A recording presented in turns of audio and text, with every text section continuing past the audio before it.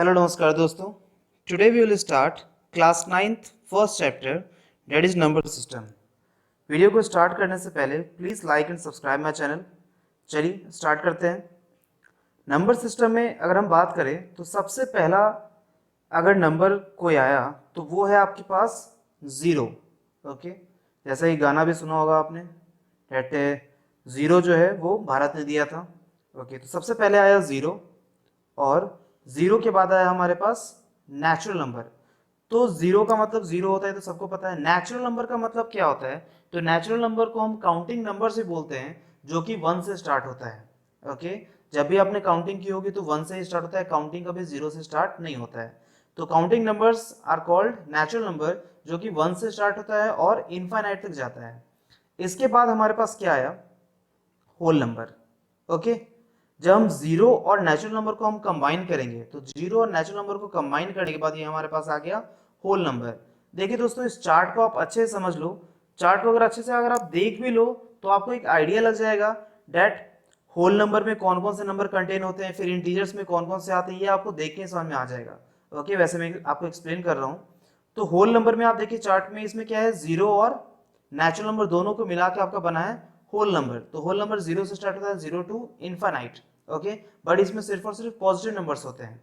उसके बाद हमारे पास क्या है? नेगेटिव नंबर्स, जिसमें आपके पास -1, -2, -3। अगर आप नंबर लाइन को देखो तो जीरो और यहाँ सारे पॉजिटिव होते हैं राइट हैंड साइड में, और इधर अगर हम जाएं लेफ्ट हैंड साइड में तो सारे के सारे नेगेटिव नंबर्स होते हैं। ओके, तो अगर आप पॉजिटिव और नेगेटिव या सारे होल नंबर को अगर कंबाइन कर दो तो हमारे पास क्या आएगा? इंटीजर्स। तो इंटीजर्स को हम जेड से भी डिनोट करते हैं। बहुत सारे क्वेश्चंस में आप देखोगे बुक में, या इंटीजर्स की जगह जेड यूज होगा सिंबल। ओके, तो जेड का मतलब होता है इंटीजर्स। इंटीजर्स में क्या होता है? It contains both negative numbers and whole number, मतलब नेगेटिव, पॉजिटिव एंड जीरो, तीनों को अगर हम मिला दो तो इंटीजर बन जाएगा। ओके, जैसे ये नंबर लाइन में आप देख रहे हो। नाउ फ्रैक्शन क्या होता है? तो फ्रैक्शन हमेशा न्यूमरेटर अपॉन डिनोमिनेटर के फॉर्म में होता है। और फ्रैक्शन होता क्या है? Fraction is a part of a whole. Okay, जो कि आपने प्रीवियस क्लास में ही पढ़ लिया होगा, fraction is a part of a whole. अब क्या है? अब अगर आप फ्रैक्शन और इंटीजर्स इन दोनों को अगर कंबाइन कर दो, फ्रैक्शन और इंटीजर्स को कंबाइन करने के बाद हमें मिलेगा रैशनल नंबर। तो रैशनल नंबर क्या होता है? इसका डेफिनेशन हमने क्लास 8th में भी देखा है। तो रैशनल नंबर होता क्या है? Rational number always in the form of P by Q.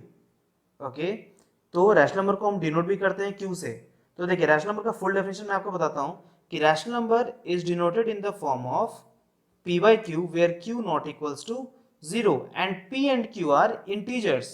Okay, question भी आता है कि रैशनल नंबर और फ्रैक्शन में डिफरेंस क्या है? दोनों तो एक ही सिचुएशन है कि ये न्यूमरेटर अपॉन डिनोमिनेटर, और इसमें भी न्यूमरेटर अपॉन डिनोमिनेटर होता है। इसमें भी डिनोमिनेटर की वैल्यू कभी जीरो नहीं होती और इसमें डिनोमिनेटर की वैल्यू कभी जीरो के बराबर नहीं होती है। तो डिफरेंस क्या है? तो फ्रैक्शन क्या होता है? Fraction is a part of a whole and rational number is what? Rational number here numerator and denominator both are integers। तो फ्रैक्शन कभी भी आपका नेगेटिव नहीं होगा, बट रैशनल नंबर आपका नेगेटिव हो सकता है। ये सबसे इंपॉर्टेंट पॉइंट है, याद रखिएगा आप लोग। इसके बाद क्या है हमारे पास? रैशनल नंबर के बाद हमारे पास आता है इरेशनल नंबर। तो यहाँ पे कुछ ज्यादा मेस्ड अप हो गया तो मैं थोड़ा सा क्लीन कर देता हूँ। ओके, तो रैशनल नंबर के बाद हमारे पास आता है इरेशनल नंबर्स। ओके, तो इरेशनल नंबर्स क्या होता है हम अब ये देखेंगे। देखिए, इरेशनल नंबर क्या होते हैं। ओके, तो रैशनल नंबर आपके पास क्या होता है? p बाई क्यू के फॉर्म में होता है। और इरेशनल क्या होता है? इरेशनल p बाई क्यू के फॉर्म में नहीं होता है, ये आप याद रखना। रैशनल का उल्टा क्या होता है? इरेशनल। तो इरेशनल नंबर्स क्या होते हैं? This is not equals to p by q. Means irrational number को आप कभी भी p बाई क्यू के फॉर्म में, मीन्स न्यूमरेटर अपॉन डिनोमिनेटर के फॉर्म में रिप्रेजेंट हम नहीं कर सकते हैं। इरेशनल नंबर के बारे में मैं अभी आपको एक्सप्लेन करके और अच्छे से बताऊंगा, हम डेफिनेशन भी देखेंगे। बट अभी के लिए आप फिलहाल ये समझ लीजिए कि रैशनल नंबर को हम p बाई क्यू के फॉर्म में हम रिप्रेजेंट कर सकते हैं, बट इरेशनल नंबर को हम p बाई क्यू के फॉर्म में रिप्रेजेंट नहीं कर सकते हैं। ओके, नेक्स्ट हमारे पास है रियल नंबर्स। ओके, तो अगर आप रैशनल और इरेशनल दोनों को कंबाइन कर दो तो आपके पास आ जाएगा रियल नंबर्स।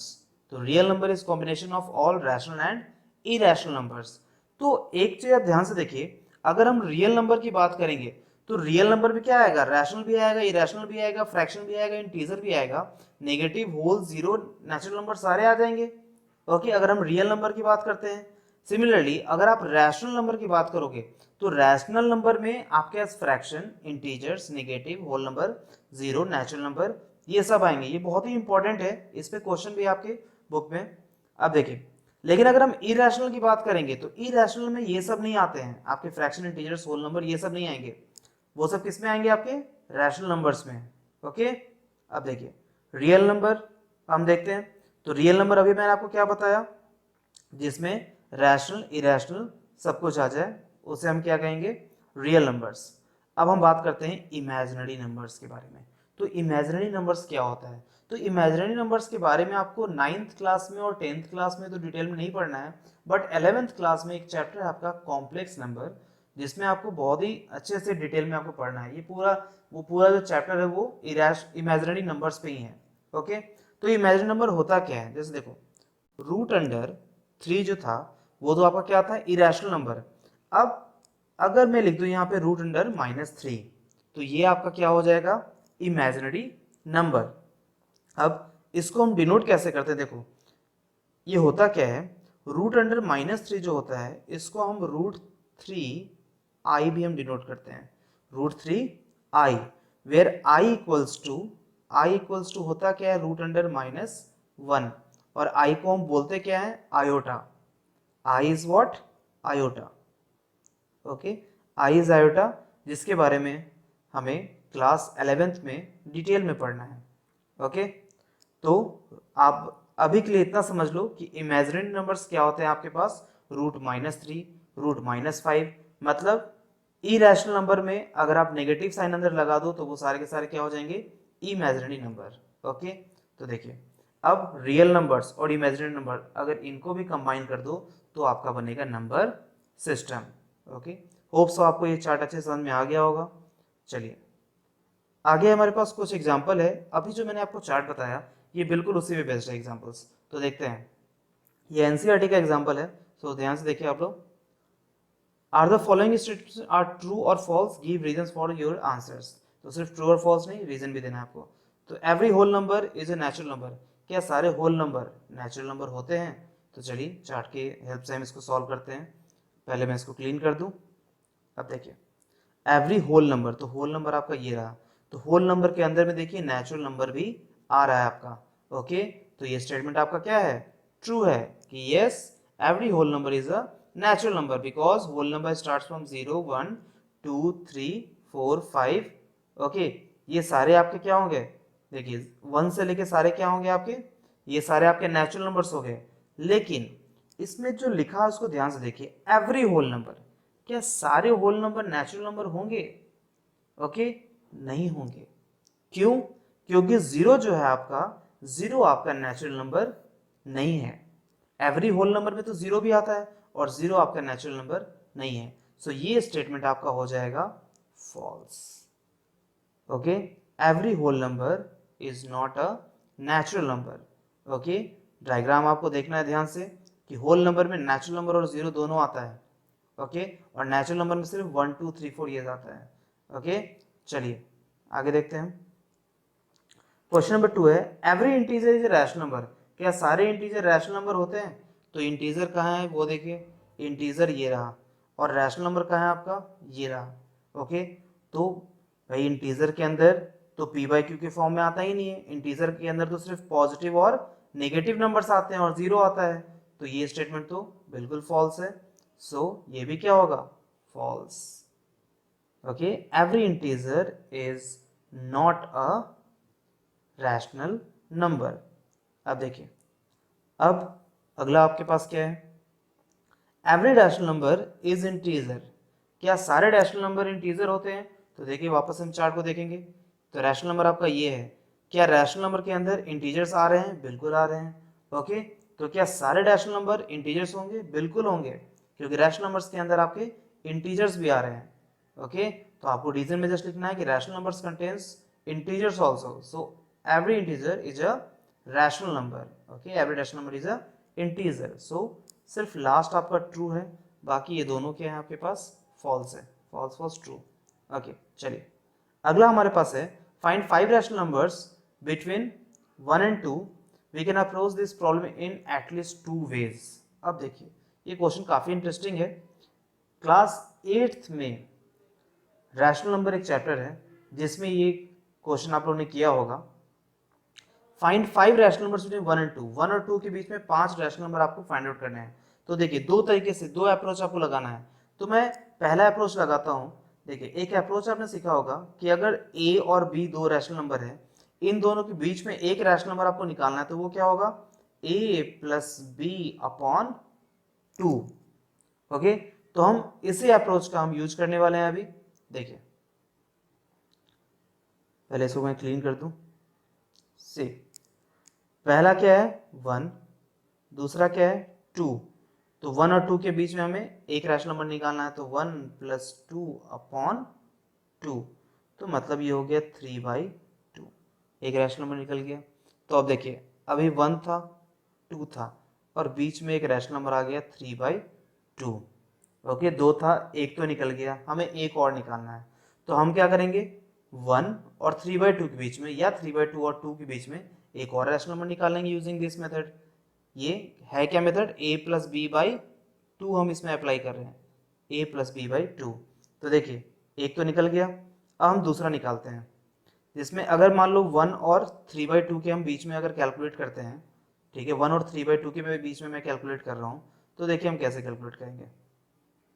सी, ओके, देखिए पहला नंबर है 1 प्लस 3/2 अपॉन 2। सॉल्व करते हैं, एलसीएम लोगे तो 2 आ जाएगा। तो यहाँ पे हो क्या जाएगा आपके पास, ये एलसीएम लेंगे तो आपके पास हो जाएगा यहाँ पे, ओके, ये हो जाएगा 2 प्लस 3/2 अपॉन 2, मतलब 5/2 upon 2 that will be equals to 5/4। ये याद रहे कि अगर न्यूमरेटर अपॉन डिनोमिनेटर है तो ये शिफ्ट हो जाता है नीचे और ये दोनों मल्टीप्लाई होते हैं, मीन्स 2 × 2 4। तो रिजल्ट आपका क्या होगा, 5/4 हो जाएगा। ओके, तो देखिए दो नंबर आपके पास निकल गए, पहला क्या है 3/2 और दूसरा क्या है 5/4। ओके, तो ये दो आपके पास रैशनल नंबर आ गए 1 और 2 के बीच में। लेकिन ये मैंने फर्स्ट अप्रोच यूज किया है। ओके, आप यहाँ पे लिखोगे केस 1, ये हो गया केस 1, मतलब फर्स्ट केस से हमने यूज किया है। अब हम केस 2 हम लगाएंगे। आप वीडियो को पॉज करके नोट कर सकते हो इसमें। देखिए अब मैं केस 2 इसमें लगाता हूँ कि सेकेंड मेथड क्या है। सेकेंड मेथड बहुत ही ज़्यादा ईजी है, तो सेकेंड मेथड को हम देखते हैं। पहले इसको मैं इरेज कर देता हूँ। तो 1 और 2 है आपके पास। ओके, सेकेंड मेथड क्या कहता है, ये second method basically LCM method है। एलसीएम मेथड भी आपने सुना होगा, ठीक है। तो इस एलसीएम मेथड में है क्या, देखो 1 और 2 है आपके पास, तो 1 को मैं 1/1 लिख सकता हूँ और 2 को 2/1 लिख सकता हूँ। दोनों का अभी देखो दोनों का डिनोमिनेटर क्या है, इक्वल है। ओके, तो मैं क्या करता हूँ कि 1/1 में मैंने डिनोमिनेटर में 10 से मल्टीप्लाई किया, तो न्यूमरेटर में भी 10 से मल्टीप्लाई करना होगा, तो ये आ जाएगा 10/10। अब है 2/1, 2/1 में 1 में 10 से मल्टीप्लाई किया, ऊपर भी मैंने 10 से मल्टीप्लाई कर दिया, ठीक है। तो ये हो जाएगा 20/10। तो अब देखिए आया हमारे पास 10/10 और 20/10। अब देखिए दोनों का डिनोमिनेटर क्या है, इक्वल है। तो डिनोमिनेटर इक्वल है तो हम क्या करेंगे, 10 और 20 के बीच में सिर्फ देखेंगे। तो 10 और 20 के बीच में तो काफ़ी सारे आपके पास नंबर्स आ रहे हैं। तो मैं एक लेता हूँ 11/10 और दूसरा लेता हूँ 12/10। आप 13/10, 14/10, 15/10, आप 19/10 तक ले सकते हो। तो ये हमारे पास दो नंबर्स आ गए 11/10 और 12/10। ओके, अब एक छोटा सा कंफ्यूजन हुआ होगा आपको कि सर दोनों में आंसर तो अलग अलग आ रहा है। आपने जब केस 1 यूज किया तो केस 1 में आपके पास अलग नंबर्स आ रहे थे और केस 2 में आपके पास ये अलग नंबर्स आ रहे हैं। ओके, तो मैं आपको बता दूं कि अगर कोई भी दो रैशनल नंबर है तो दो रैशनल नंबर के बीच में इनफाइनाइट नंबर्स आ सकते हैं। वो नंबर्स कुछ भी हो सकते हैं। तो you don't have to worry कि सर उसमें अलग आया इसमें अलग आया, आपके स्टेप सही होने चाहिए। स्टेप सही है दो अलग अलग आंसर आए, कोई बात नहीं है। ओके, दो अलग अलग मेथड है इसमें, दो अलग अलग आंसर है, कोई बात नहीं है। क्यों? क्योंकि दो रैशनल नंबर के बीच में इनफाइनाइट नंबर्स हो सकते हैं। ओके, सो होप सो आपको समझ में आया होगा। Okay, thanks for watching video. Next आपके पास है एनसीईआरटी एक्सरसाइज 1.1 जो कि आपको सॉल्व करना है, और इसके सारे कॉन्सेप्ट्स मैंने आपको बता दिए हैं, तो please solve it and comment on my YouTube channel. Thanks for watching my video. Thank you very much.